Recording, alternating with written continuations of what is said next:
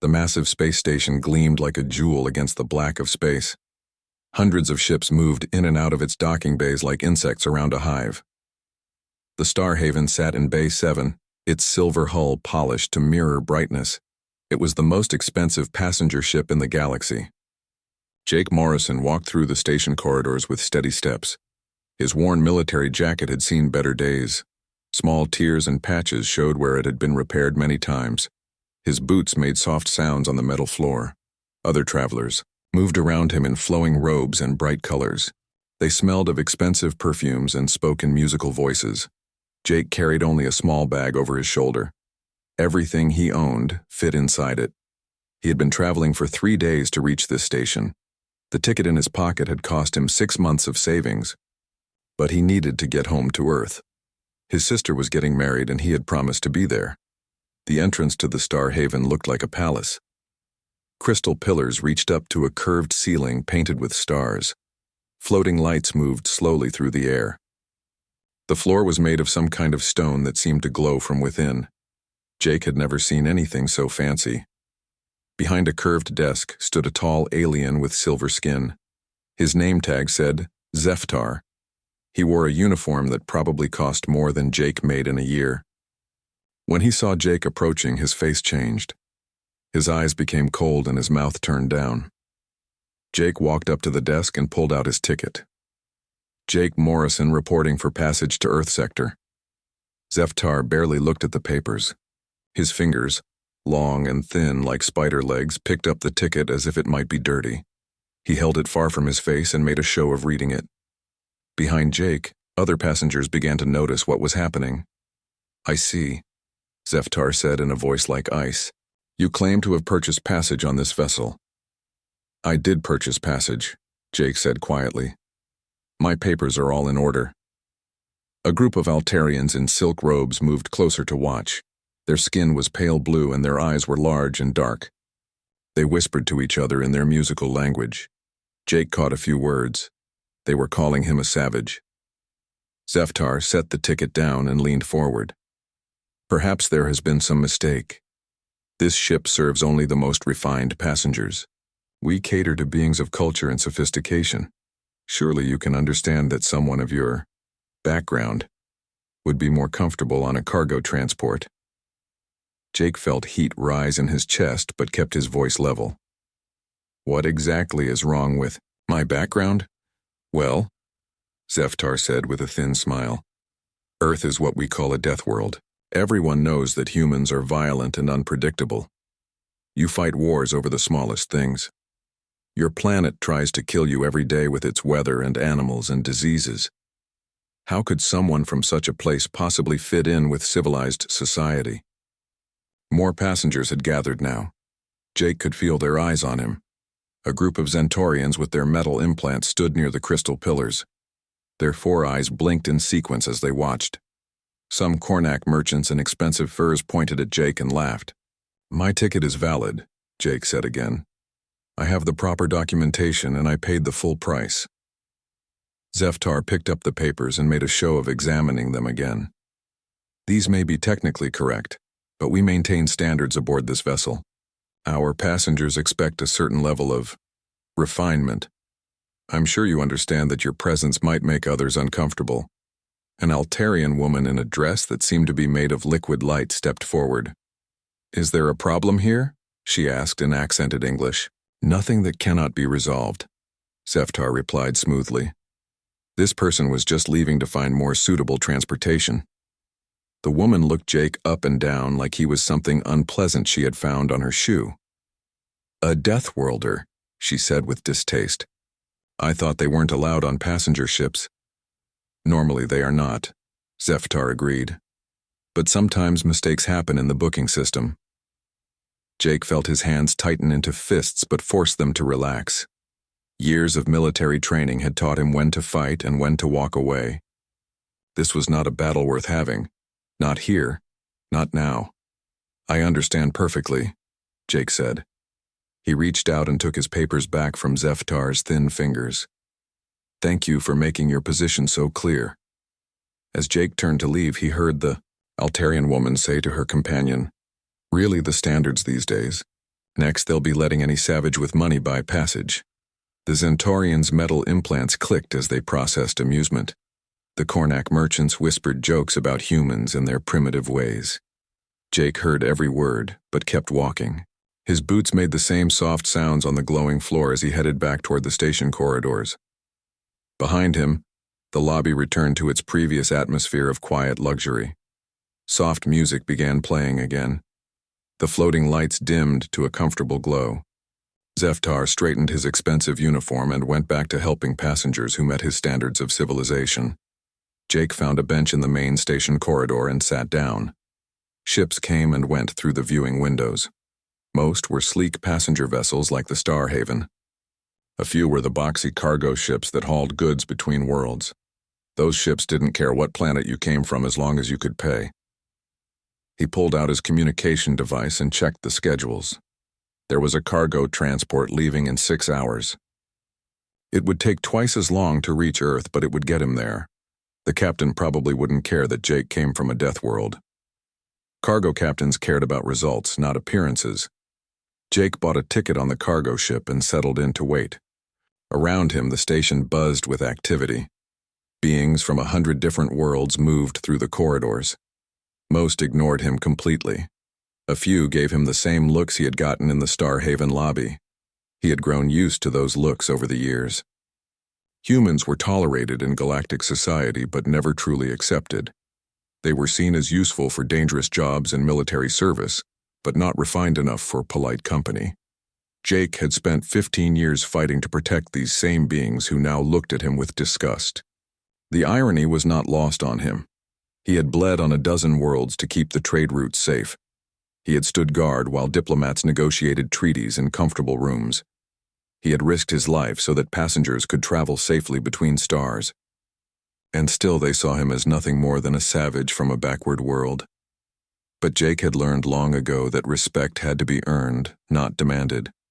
Someday, maybe, the galaxy would see humans for what they really were.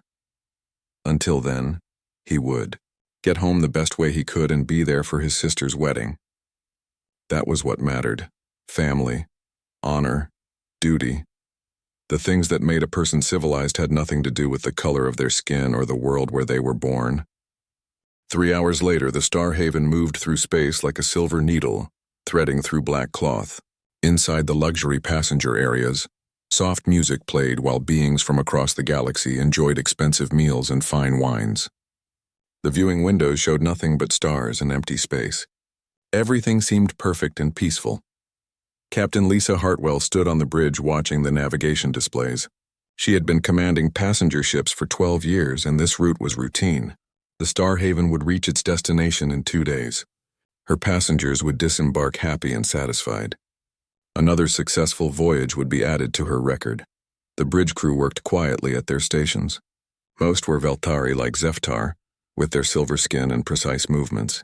A few Zentaurians operated the sensor arrays with their 4 hands working multiple controls at once. Everything ran with the smooth efficiency that passengers expected from a luxury liner. Then the alarm started screaming. Lieutenant Kixnall, the Zentaurian first officer, spun away from his sensor station with all 4 eyes wide. "Captain, we have multiple contacts bearing down on our position." Hartwell moved quickly to the main display. What she saw made her blood turn cold. A massive field of asteroids was moving toward them at incredible speed. The rocks ranged in size from small boulders to chunks as large as city blocks. There were thousands of them, forming a wall of destruction that stretched across their entire field of view. "How is that possible?" Hartwell demanded. "There are no asteroid fields in this sector." "Unknown, Captain," Kixenall replied, his voice shaking. "The formation appears to have been pulled off course by gravitational forces from the pulsar in the neighboring system. The asteroids are accelerating toward us at 0.7 light speed. Time to impact? 43 minutes at current velocity." Hartwell felt her stomach drop. "Evasive maneuvers. Get us out of their path." The helmsman, a young Veltari named Silkar, worked frantically at his controls. After a moment, he looked up with panic in his silver eyes. "Captain, we cannot avoid them. The field is too wide and we cannot turn fast enough. What about emergency acceleration? The main engines are showing stress fractures from microparticle impacts. If we push them beyond current limits, they will fail completely." On the main screen, the asteroid field grew larger by the second. Individual rocks were now visible, tumbling end over end as they rushed toward the helpless ship. Some of them sparked with energy from collisions with cosmic dust. They looked like an army of burning demons charging across the void. Hartwell activated the ship-wide communication system. All passengers and crew, this is the captain. We are experiencing a navigation emergency. Please report to your assigned emergency stations immediately. This is not a drill. Throughout the Starhaven, the announcement sent shockwaves through the luxury areas. In the main dining hall, Altarian diplomats stopped eating their expensive meals and stared at each other in confusion. Centaurian families gathered their children close, their metal implants clicking with nervous energy. Kornak merchants abandoned their business deals and rushed toward the emergency stations. Zeftar, still at his reception desk, felt his silver skin turn pale. Passengers surrounded him, demanding answers he did not have. "What is happening?" shouted an Altarian woman in her liquid light dress. "We paid for safe passage." "I don't know," Zeftar admitted, his voice cracking. "The captain will handle everything. These ships are very safe." But even as he spoke, the artificial gravity fluctuated. Floating decorations fell to the floor with crashes that sounded like breaking crystal. The soft music stopped and emergency lights began flashing red. Through the viewing windows, passengers could now see the approaching asteroid field with their own eyes. Panic spread through the ship like wildfire. Beings who had never faced real danger in their pampered lives suddenly found themselves staring death in the face. The Kornak merchants tried to buy their way onto escape pods that had not even been deployed yet. Centaurian children cried while their parents spoke rapidly in their clicking language. Altarian diplomats demanded to speak with their governments as if political pressure could stop physics. On the bridge, Hartwell was making desperate calculations. "How many escape pods do we have?" 60 pods with a capacity of 5 beings each, reported her operations officer. "That's only 300 spaces. We have over 800 passengers and 200 crew." The bridge fell silent except for the continued screaming of alarms. Even if they could evacuate some people, hundreds would be left behind, and there was not enough time to make multiple trips. "Send out a distress signal," Hartwell ordered. "All frequencies maximum power." "Signal sent, Captain. But the nearest rescue ships are 4 days away at maximum speed." Hartwell closed her eyes for a moment. In 40 minutes, the Starhaven would be caught in an asteroid field moving at nearly the speed of light. The ship's shields were designed to handle cosmic dust and small debris, not chunks of rock the size of buildings. They would be smashed to pieces in seconds. She opened her eyes and looked at her crew. They were all staring at her, waiting for orders that could save them. But she had no more orders to give. Physics was physics. Mathematics was mathematics. There was no way out. In the lower levels of the ship, away from the panicking passengers, Jake Morrison sat quietly in a small maintenance room. He had managed to get aboard a cargo transport that had docked with the Starhaven to deliver supplies. The cargo captain had not minded having an extra passenger for a small fee. Through a tiny porthole, Jake watched the approaching asteroids with calm eyes. His military training had taught him to assess threats quickly and accurately. He could see that the field was too wide to avoid and moving too fast to outrun. The Starhaven was going to be destroyed unless something changed very quickly. Jake pulled out his personal scanner and began taking readings. The ship's hull composition, energy signatures, structural layout. After a few minutes, he put the scanner away and allowed himself a small smile. The builders of the Starhaven had been cleverer than anyone realized. A young human engineer named Pete Collins found him there, breathing hard from running through the corridors. "Sir, you need to get to an emergency station. We're all going to die if we don't get off this ship." Jake looked up at him calmly. "How many people aboard?" "About 800 passengers and 200 crew." "But the escape pods only hold 300. "Ship's armament." Pete blinked in confusion. "This is a passenger liner, sir. It doesn't have weapons." Jake stood up and shouldered his bag. "Everything has weapons if you know where to look." The young engineer stared after him as Jake walked away down the corridor, moving against the flow of panicking crew members. While everyone else ran toward the emergency stations, the human headed deeper into the ship, toward the bridge and the answers that might save them all. The Starhaven shook as small pieces of asteroid debris began hitting the outer hull. What had started as tiny impacts now sounded like rain on metal. Each hit made the ship vibrate slightly. The passengers could feel it through the floors and walls. Fear turned into pure terror. Captain Hartwell tried everything she could think of.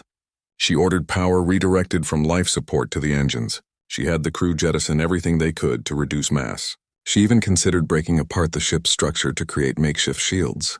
Nothing worked. The mathematics were simple and brutal. They were going to die. In the passenger areas, civilization collapsed completely. The Altarian diplomats who had spoken so proudly of their refined culture now fought each other for places near the escape pod bays. Zentorian families used their forearms to grab supplies and push others away from emergency equipment. The Kornak merchants offered huge sums of money to anyone who would give up their emergency station assignments. Zeftar had abandoned his reception desk entirely. The silver-skinned alien ran through the corridors with tears streaming down his face. He pushed past elderly passengers and even knocked down a small Zentorian child in his panic to reach safety. All his talk of civilization and refinement had vanished the moment death looked him in the face. The ship's emergency lighting cast red shadows on the walls. Automated voices announced impact warnings every few seconds. The artificial gravity fluctuated wildly as power systems began failing. Passengers who had never experienced real fear in their pampered lives now screamed and cried like children. Some tried to break into restricted areas, thinking they could find better shelter. Others prayed to their various gods in a dozen different languages. A few simply sat in corners, paralyzed by the knowledge that they were about to die. The luxury liner had become a floating nightmare. Meanwhile, Jake Morrison moved through the chaos with steady steps. He had seen panic before on battlefields across the galaxy. He knew that fear made people dangerous and unpredictable, but he also knew that panic was just another kind of enemy to be defeated. He reached the bridge to find security guards blocking the entrance. 2 Velthari officers in combat armor stood with energy weapons drawn. Behind them, he could hear Captain Hartwell shouting orders to her crew. "Halt," one of the guards commanded. "No unauthorized personnel allowed on the bridge." "I need to speak with your captain," Jake said calmly. "Impossible. Return to your emergency station immediately." Jake looked at the guards carefully. They were scared, just like everyone else. Their hands shook slightly as they held their weapons. These were security officers trained to handle drunk passengers and minor disputes, not life-or-death emergencies. "Officer," Jake said in his command voice, the tone he had used to lead soldiers into battle. "In 30 minutes, everyone on this ship is going to be dead. Your captain knows it. Your crew knows it. I might be able to change that, but only if you let me through that door." The guards hesitated. Jake's voice carried authority and confidence that cut through their fear. One of them activated his communicator. "Bridge, this is Security Post 7. There's a human here who says he can help." After a moment, Captain Hartwell's voice came through the speaker. "What kind of help?" Jake stepped closer to the communicator. "Captain, my name is Jake Morrison, former Lieutenant Colonel Terran Defense Force. I know this class of ship better than you might think." There was a long pause. Then the bridge doors opened. Jake walked onto the command center to find organized chaos. Officers worked frantically at their stations while Captain Hartwell stood in the center, trying to coordinate their efforts. Her face was pale and her hands shook slightly. She was a good officer facing an impossible situation. "You said you know this ship," Hartwell said without looking away from the tactical display. "Unless you can make asteroids disappear, I don't see how that helps." "I can't make them disappear," Jake replied, studying the bridge layout. "But I can break them apart." The entire bridge crew stopped what they were doing and stared at him. First Officer Kixnall spoke first, his Zentorian voice full of disbelief. "This is a civilian passenger liner. We have no weapon systems." Jake allowed himself a small smile. "You're half right. You have no active weapon systems." He walked over to one of the control stations and began entering commands. The officer there tried to stop him, but Captain Hartwell held up her hand. "What are you doing?" she demanded. "Running a deep system scan," Jake replied, his fingers moving across the controls with practiced ease. "Looking for something that should be here if I'm right about this ship." Data flowed across the screen faster than anyone except Jake could follow. Ship schematics, power distribution networks, and subsystem layouts scrolled past in a blur. After several minutes, Jake stepped back with satisfaction. "There," he said, pointing to a complex diagram on the screen. "Fusion torch assembly, primary particle accelerator, and targeting matrix. All inactive but intact." Captain Hartwell stared at the display. Those systems were deactivated when this ship was converted for passenger service. Deactivated, not removed, Jake corrected. The hardware is all still there, just locked behind safety protocols and civilian use restrictions. Lieutenant Kicksnall moved closer to the screen, his 4 eyes processing the technical data.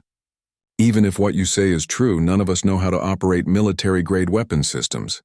Jake turned to face the bridge crew. They were all staring at him with a mixture of hope and disbelief. Outside the windows, the asteroid field was growing larger by the minute. Individual rocks were now visible, some of them larger than the Starhaven itself. I do, Jake said simply.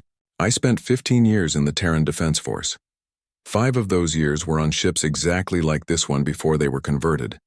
I know every system, every protocol, every safety lock. Captain Hartwell looked at the tactical display showing their approaching doom, then back at Jake. What do you need? Full command access to all ship systems.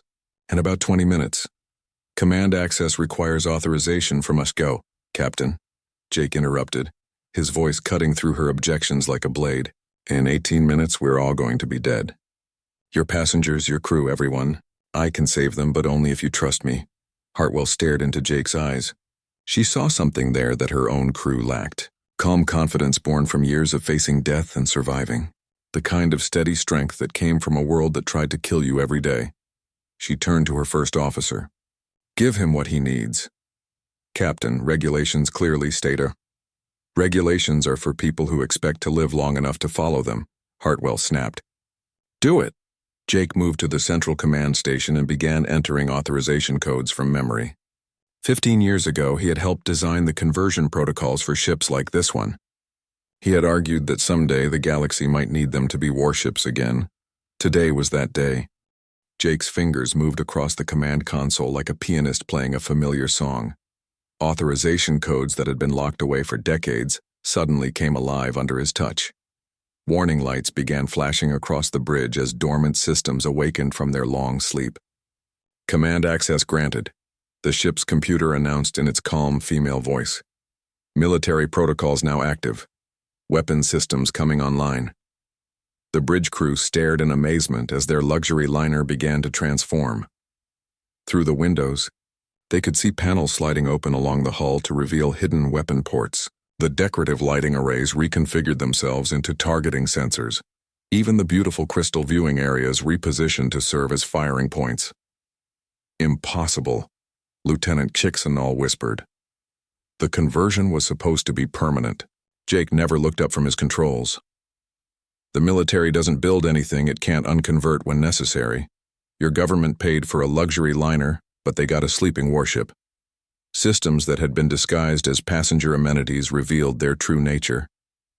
The elegant energy fountains in the dining halls were actually plasma cannon charging stations. The smooth hull decorations were retractable armor plating. The Starhaven had been hiding in plain sight for 20 years. Main particle cannon at 60% charge, Jake reported. Secondary plasma arrays coming online, targeting computer synchronized.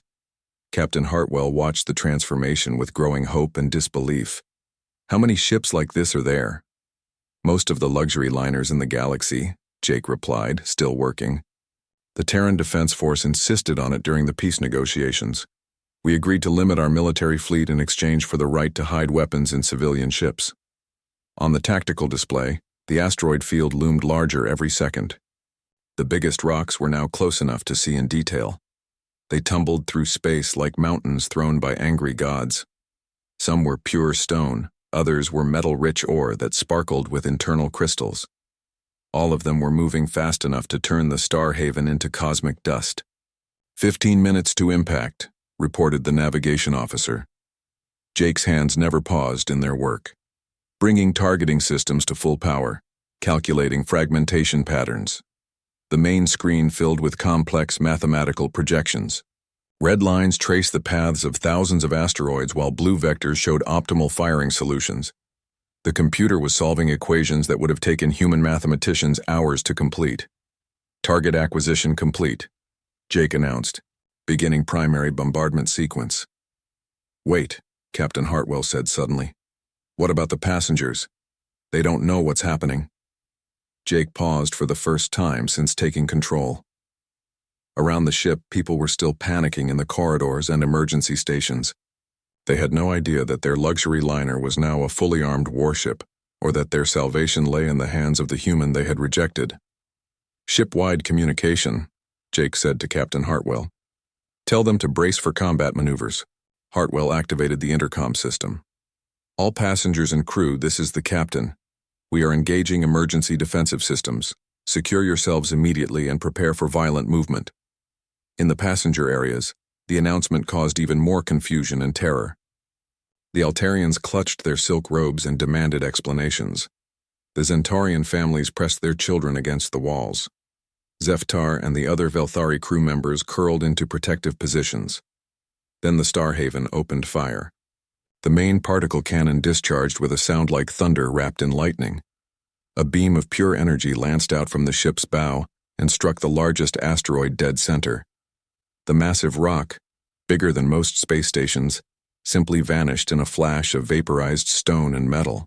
"Direct hit," Jake reported calmly. "Target destroyed. Engaging secondary formations." The plasma arrays came alive next, sending dozens of smaller bolts into the asteroid field. Each shot was perfectly calculated to create maximum fragmentation. Large rocks split into smaller pieces, dense formations scattered into manageable debris fields. The mathematical precision was beautiful to watch. Throughout the ship, passengers felt the vibrations of weapons fire and artificial gravity fluctuations from combat maneuvers. Some thought they were under attack. Others believed the ship was breaking apart. None of them understood that they were witnessing the rebirth of a warship. "Multiple targets eliminated," Jake continued, his voice steady despite the chaos around him. "Adjusting firing pattern for cluster formation Delta 7. The Starhaven moved through space like a dancer, rolling and turning to bring different weapons to bear. What had seemed like a clumsy passenger liner now revealed the grace and power of a combat vessel. Every system worked in perfect harmony under Jake's experienced command. On the bridge, the crew watched in stunned silence as their human passenger single-handedly engaged an entire asteroid field. Captain Hartwell found herself remembering every story she had ever heard about Deathworld soldiers. Humans who could think clearly under pressure that would paralyze other species. Warriors who turned hopeless situations into victories through sheer determination. "Forward deflector array to maximum power," Jake ordered. "We're going through." The remaining asteroids were too small and numerous to destroy completely, but Jake had cleared a path through the center of the field. The Starhaven would have to run a gauntlet of debris, but it was survivable if they moved fast enough. "All engines to full power," Jake commanded. "Emergency acceleration." The ship lurched forward with more speed than any passenger liner should possess. The inertial dampeners struggled to compensate, and everyone on board felt the acceleration press them backward. But they were moving, racing through the corridor Jake had carved in the asteroid field. Chunks of rock and ice pelted the hull like hail in a storm. The deflector shields flared with each impact, turning debris into harmless light shows. What would have been fatal collisions became mere light taps against the ship's enhanced protection. Jake monitored everything at once. Weapon systems, navigation, structural integrity, power distribution. His hands moved constantly across the controls, making tiny adjustments that kept them alive second by second. This was what he had been trained for. This was why humans were feared and respected across the galaxy. "Debris field density decreasing," reported the sensor operator. "We're through the worst of it." On the main screen, the asteroid field began to fall behind them.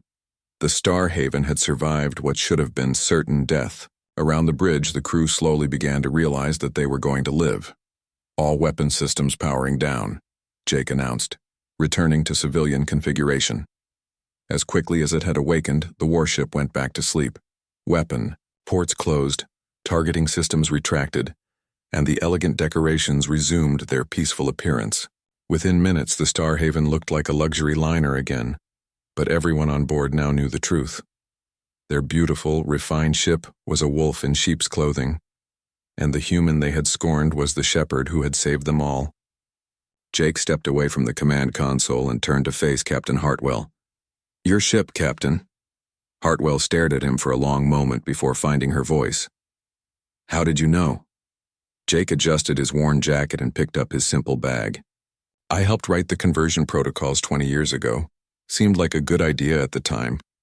News of what had happened spread through the Star Haven like wildfire. Within an hour, everyone on board knew that the human passenger had saved their lives.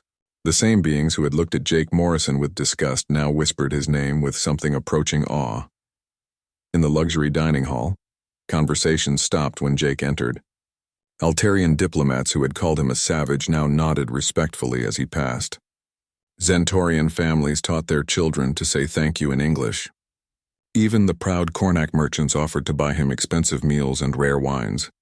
Jake accepted their gratitude politely but kept to himself. He found a quiet corner table and ordered simple food. Through the crystal windows, space looked peaceful again. The asteroid field was far behind them, just another obstacle overcome. Captain Hartwell found him there an hour later. She carried 2 cups of coffee and sat down across from him without asking permission. For several minutes, they drank in comfortable silence while other passengers stared at them from across the room. "I've been reading the classified files," Hartwell said finally. "The real history of the conversion program." Jake looked up from his coffee. "And? Earth didn't just help design the conversions. You paid for most of them. The Terran Defense Force bought luxury liners for other species and hid weapons inside them. Insurance policy," Jake said simply. "We knew the peace wouldn't last forever." Hartwell leaned forward. "The files say there are over 300 ships like the Star Haven scattered across the galaxy. All owned by different governments, all capable of becoming warships at a moment's notice. 317, last count, and humans trained to activate them on every major trade route." Jake met her eyes. Someone has to watch the watchers. The full scope of it was staggering. For 20 years, humanity had been quietly protecting galactic civilization without anyone knowing. Human veterans worked as cargo haulers, maintenance crew, and security guards throughout the galaxy. They looked like simple workers, but they were actually guardians positioned to respond to any crisis. "The Frontier Wars," Hartwell said. "I read about those too.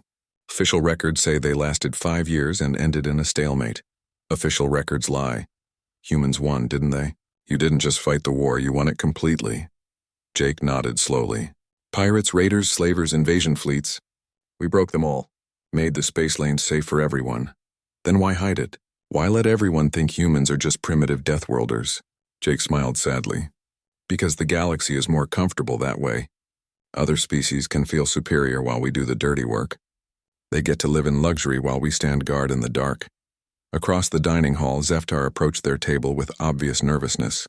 The silver-skinned Velthari who had denied Jake passage now stood with his head bowed in shame. "Honored Morrison," Zeftar began, his voice shaking, "I wish to apologize for my earlier behavior. I was wrong to judge you based on prejudice and ignorance." Jake looked up at him calmly. "You were doing your job as you understood it." "No," Zeftar insisted. "I was being cruel because I thought I could. Because I believed the stories about humans being inferior. I see now how wrong I was." "The stories aren't entirely wrong," Jake said. "Earth is a dangerous place. We do fight wars. We are violent when we need to be. But you're also protectors," Zeftar said. "Guardians who ask for nothing in return." Jake stood up and put a hand on the alien's shoulder. "We ask for one thing. The chance to go home when our work is done." Other passengers had been listening to the conversation. Word spread quickly through the ship about what Jake had revealed. The Altarian diplomats began making calls to their governments, sharing news about the hidden fleet. Zentorian scientists started calculating the implications of having so many disguised warships protecting trade routes. But not everyone was happy with these revelations. A group of Cornac merchants cornered Captain Hartwell near the bridge, demanding answers. "This is fraud," their leader announced in his growling voice. "We paid for passage on a civilian vessel, not a military ship. The ship served its civilian function perfectly until we needed its military capabilities," Hartwell replied. "That's not the point. We have a right to know what kind of vessel we're traveling on. Would you rather have died in the asteroid field?" The merchant had no good answer for that question. None of them did. They were alive because the Star Haven had secrets, and they knew it. As the days passed and they continued toward their destination, the atmosphere on board changed completely. Passengers who had treated Jake with contempt now sought him out for conversation. They wanted to hear stories about the Frontier Wars and learn about life on Earth. Jake answered their questions patiently but without detail. He spoke of duty and service, of protecting those who could not protect themselves. He never mentioned the friends he had lost or the battles that still haunted his dreams. Some stories were not meant for civilian ears. The young engineer Pete Collins became a regular visitor.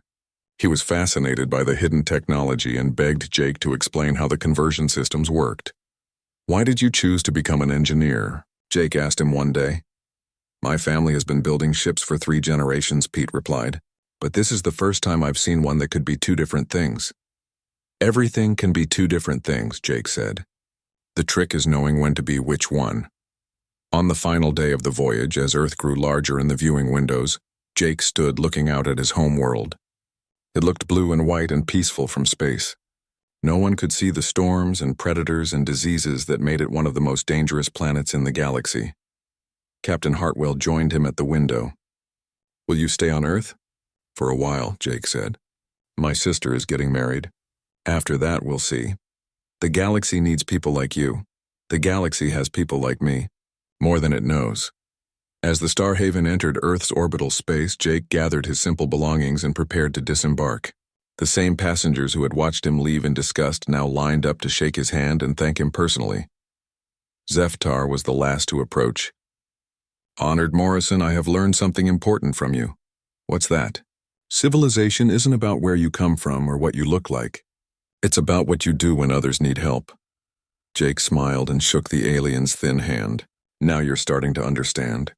As Jake walked down the exit ramp toward the Earth docking station, he looked like any other veteran returning home. His worn jacket and simple bag gave no hint of the lives he had saved or the secrets he carried.